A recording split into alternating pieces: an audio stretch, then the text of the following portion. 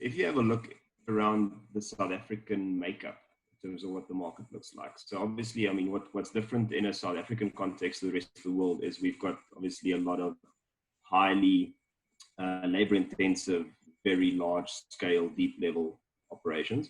And the majority of those operations are the ones that are probably a little bit behind in terms of their digital initiatives and the investment from a digital perspective.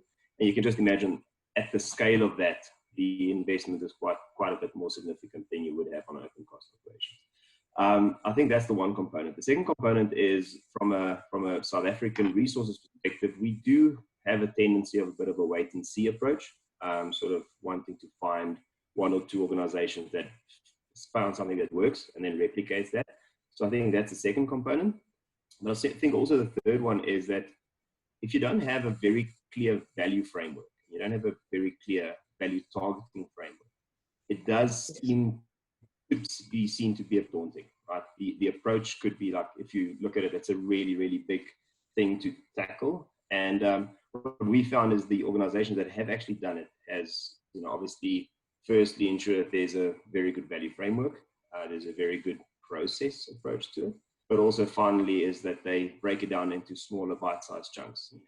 I think the fear is around the, let's say the current inability to really articulate what the value unlock would be. Because I mean, if there's a return on invested capital that has got a 10x return, I think any single operation will go after it, right? I mean, it becomes a pure mathematical equation.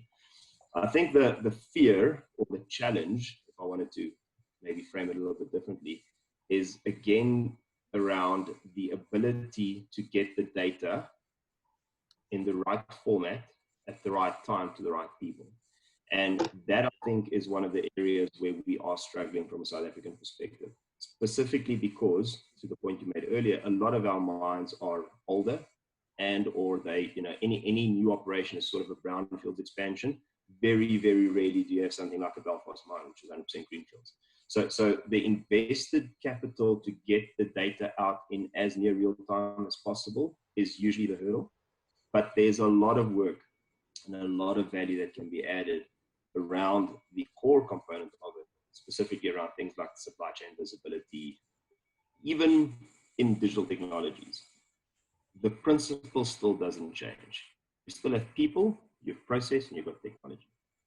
And you can't do it with either or. So I think organizations that are struggling to get the return on value probably led it with a technology-driven lens instead of a pain point-driven lens, i.e. I'm trying to solve for value. The organizations that are value-obsessed, they are the guys that are really seeing returns of it. Point number one. Point number two is the organizations that are taking their people along for the journey, they are seeing those 10x, 12x, 14x returns because people still make it happen. We're never going to get away from the principle that people are core to mining. What we are definitely seeing globally, and I'm 100% convinced that South Africa will do, is a larger drive to ensure that we can remove as many people from the, I want to say, the coal face from a safety perspective.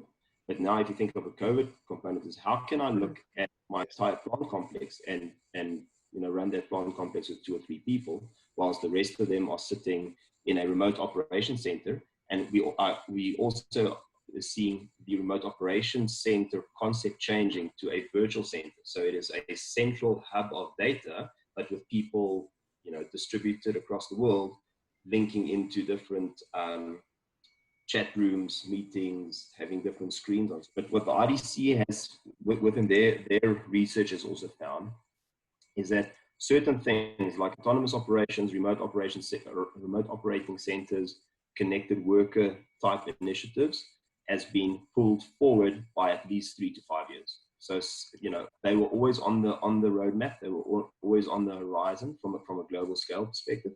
But what COVID has done is to say we need to reduce the reliance on people in the field as far as practically possible. Okay. But again, now we must be careful. We're not saying you are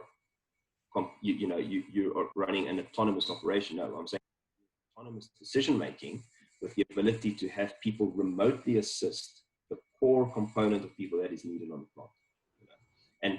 And I think if there has ever been a catalyst for driving digital and digital change, this has to be the wake-up call, because organizations that have done it smoothly transition.